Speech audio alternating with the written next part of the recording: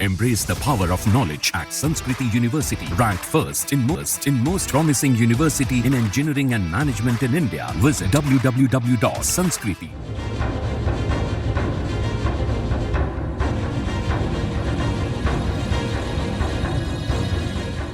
दो साल से जारी रूस यूक्रेन जंग के खत्म होने की एक उम्मीद जगी है, क्योंकि रूसी राष्ट्रपति व्लादिमीर पुतिन यूक्रेन के साथ शांति वार्ता के लिए तैयार है।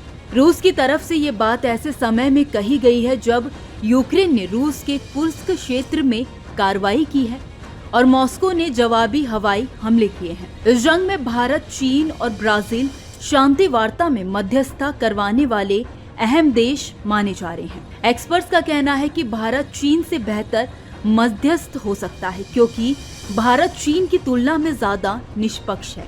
5 सितंबर को व्लादिवोस्तोक में ईस्टर्न इकोनॉमिक फोरम को संबोधित करते हुए पुतिन ने कहा कि मार्च 2022 में इस्तांबुल में हुई बातचीत के दौरान जिन समझौतों पर अमल नहीं हो सका, वह भविष्य में शांति वार्ता का आधार बन सकते हैं। पुतिन ने आगे कहा कि क्या हम उनसे यानी कि यूक्रेन से बातचीत के लिए तैयार हैं। हमने ऐसा करने से कभी इनकार नहीं किया, लेकिन कुछ अस्थायी मांगों के आधार पर नहीं, बल्कि उन दस्तावेजों के आधार पर जो इस्तांबुल में तय किए गए थे और वास्तव में शुरू किए गए थे।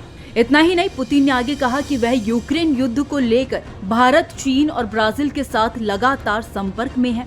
ये देश 2 साल से ज्यादा समय से चल रहे सैन्य संघर्ष को सुलझाने के लिए गंभीरता से प्रयास कर रहे हैं। पुतिन का यह बयान प्रधानमंत्री नरेंद्र मोदी की यूक्रेन यात्रा के कुछ दिनों बाद आया है। इस यात्रा से अटकलें तेज हो गई हैं कि नई दिल्ली, मॉस्को और कीव के बीच नए सिरे से बातचीत शुरू करने में मदद कर सकती है।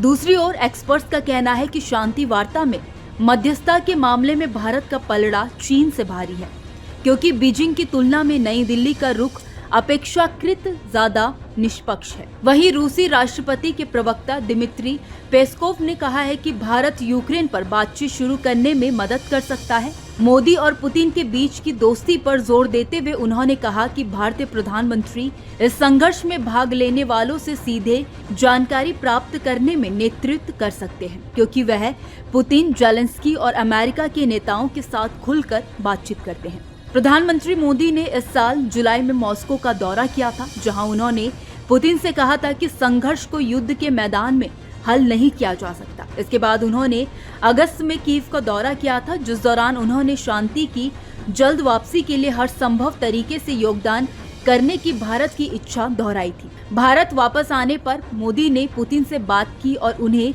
किसी भी राजनीतिक या कूटनीतिक समाधान को सक्रिय रूप से समर्थन देने के लिए भारत की तत्परता के बारे में बताया। आपको बता दें कि भारत लगातार ये कहता आया है कि वह खुद से कोई शांति प्रक्रिया शुरू नहीं करेगा और केवल तभी मध्यस्थता करेगा जब उसे ऐसा करने के लिए कहा जाएगा। नई दिल्ली ने ये भी जोर देकर कहा कि स्थायी शांति तभी संभव है जब दोनों पक्ष किसी भी पहल में शामिल हो। खैर, इस खबर में इतना ही। इस खबर को लेकर आपकी क्या राय है, आप हमें कमेंट सेक्शन में जरूर बताइए। वीडियो अगर पसंद आया हो तो वीडियो को लाइक और शेयर करना ना भूलें।